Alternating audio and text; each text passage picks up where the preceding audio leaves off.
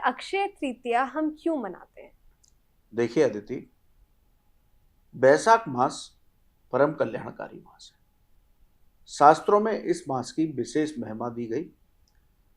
जितने भी पुराण हैं सभी में बैसाख मास को बेहद उत्तम माना गया और भगवान विष्णु का प्रिय मास है बैसाख मास। इसीलिए शास्त्र कहते हैं कि बैसाख मास का प्रत्येक दिन पर्व की तरह मनाना चाहिए और इसमें जितने भी व्रत और त्योहार होते हैं उन पर पूजा करने से सिर्फ अक्षय ही तृतीया नहीं, बैसाख मास के प्रत्येक पर्व व्रत त्योहार मनाने से अक्षय पुण्य की प्राप्ति होती है। इतना महत्वपूर्ण महीना है। इसमें भी बैसाख मास के शुक्ल पक्ष की तृतीया तिथि बेहद खास मानी जाती है। देखिए अक्षय तृतीया क्यों इतनी महत्वपूर्ण है। इस तिथि से हमारे पुराणों की अनेक घटनाएं जुड़ी हुई हैं। भगवान विष्णु के 3 अवतार अक्षय तृतीया के दिन हुए। भगवान विष्णु का छठा अवतार भगवान परशुराम के रूप में हुआ। इसी दिन भगवान विष्णु ने नर और नारायण इसके साथ ही हयग्रीव अवतार लिया। तो ये 3 अवतार भगवान विष्णु के इस अक्षय तृतीया को हुए। यदि हम युगों की बात करें तो सतयुग और त्रेता युग, इन दोनों की शुरुआत इसी तिथि से हुई, अक्षय तृतीया से, और द्वापर युग का अंत इसी तिथि से हुआ। इसलिए इस तिथि को युगादि तिथि बोला गया, यानी कि 3 युगों से इस तिथि का संबंध है। यदि हम और कथाओं के बारे में बात करें तो जो महाभारत का युद्ध हुआ उस युद्ध का समापन इसी तिथि को हुआ और भगवान वेद व्यास और गणेश जी ने अक्षय तृतीया से ही महाभारत ग्रंथ का लेखन शुरू किया। अच्छा, इसी दिन से इसी तिथि से शुरू किया। दूसरा बड़ा ग्रंथ लिखा गया हमारे आदि गुरु शंकराचार्य जी द्वारा माता लक्ष्मी को प्रसन्न करने के लिए।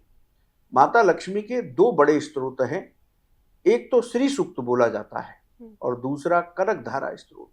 तो आदि गुरु शंकराचार्य ने अक्षय तृतीया को ही कनकधारा स्त्रोत की रचना की। तो इस तिथि को जो लोग कनकधारा स्त्रोत का पाठ करते हैं, महालक्ष्मी की पूजा करते हैं, उनके जीवन में कभी धन की कमी नहीं होती। कनक माने सोना, यानी कि इस स्त्रोत का पाठ करने वाले के यहाँ सोना बरसता है। अच्छा, तो हर किसी को कनकधारा स्त्रोत का पाठ करना चाहिए।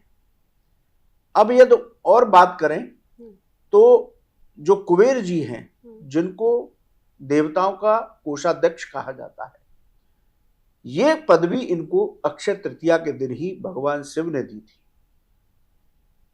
तो कोषाध्यक्ष जो बने कुबेर जी, वो अक्षय तृतीया के दिन बने।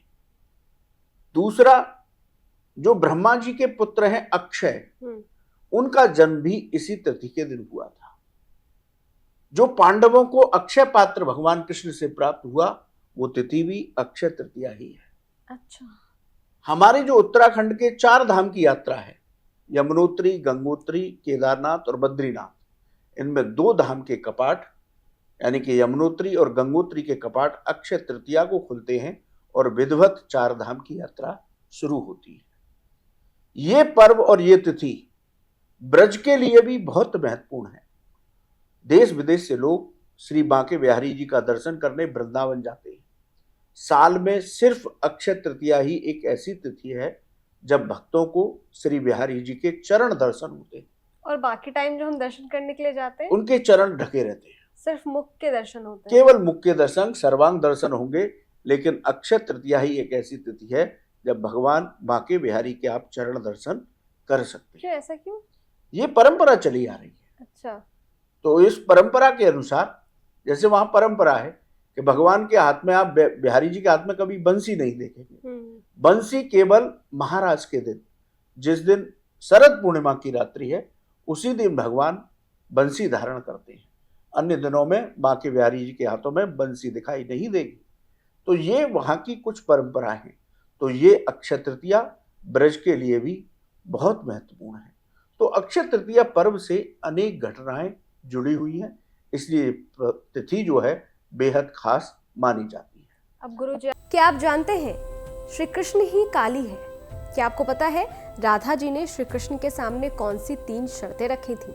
क्या आप जानते हैं कि द्रौपदी पिछले जन्म में कौन थी और उन्हें 5 पति कैसे मिले? स्तुति चैनल पर सोमवार से शुक्रवार हम लेकर आ रहे हैं ऐसी ही पौराणिक और रहस्यमय कहानियों की खास सीरीज, जहां हर कहानी में छिपा है धर्म, रहस्य और जीवन का गहरा सच। तो अभी स्तुति चैनल को सब्सक्राइब कीजिए और इस अद्भुत सफर का हिस्सा बनिए।